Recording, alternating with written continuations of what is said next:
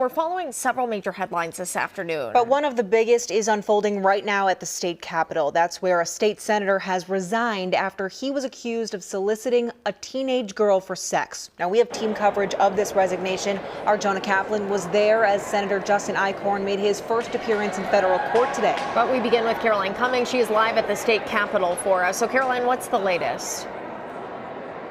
Well, hi there, Aaron and Maria, excuse me. It would have been unprecedented, at least in modern times, but every member of the Minnesota Senate said they were prepared to remove Eichorn from office had he not chosen to resign over that federal charge, accusing him of soliciting sex from someone he thought was 17, but turned out to be an undercover officer as part of a broader sting operation. Ultimately, though, he did submit his resignation letter to Governor Tim Walz this morning, announcing that decision. Now, that means that planned expulsion vote never happened. His nameplate at his desk was already moved when the Senate session began today, and the Secretary of the Senate read aloud the letter from Eichorn, which said, quote, "I am resigning my seat in the Minnesota Senate for District 6 effective immediately. I must focus on personal matters at this time, and it has been an honor to serve in the Minnesota Senate." Both leaders condemned the accusations against him. The charges that he's been accused of are so severe, and the transcript based on the reports are very damning. And so even though that has not been done, expulsion has not been done on the floor before, we felt that the charges warranted that today.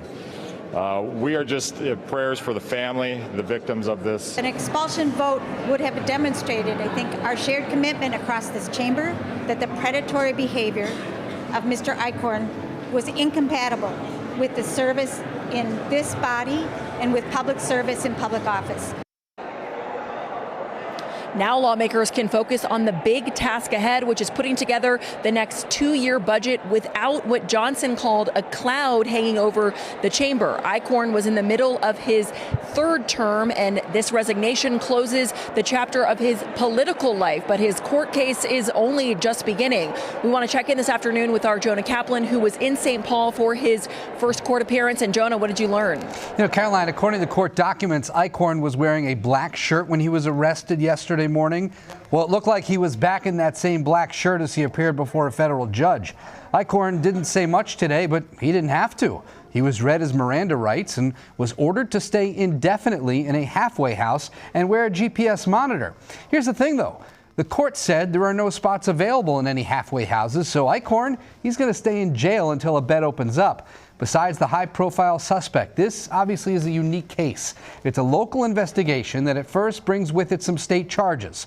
But then the federal government gets involved and says, we'll take it from here. Legal analysts that we spoke with say that's a symbolic choice for the feds to get involved.